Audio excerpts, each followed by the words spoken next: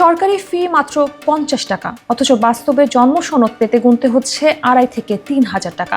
সেবা পেতে বাধ্য হয়েই দালালের দ্বারস্থ হচ্ছেন সাধারণ নাগরিকরা।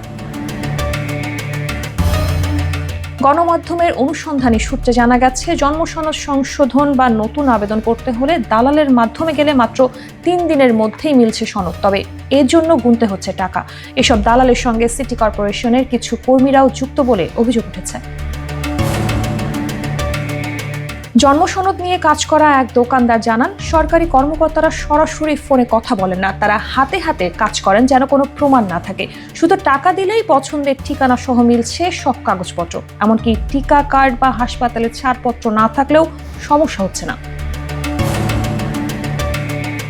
গণমাধ্যম সূত্রে জানা যায়, জালিয়াতি করতে ব্যবহার করা হচ্ছে বেসরকারি একটি ক্লিনিকের নাম। তবে সত্যতা যাচাই করতে গেলে সংশ্লিষ্ট হাসপাতাল কর্তৃপক্ষ অভিযোগের ভিত্তি অস্বীকার করেছে।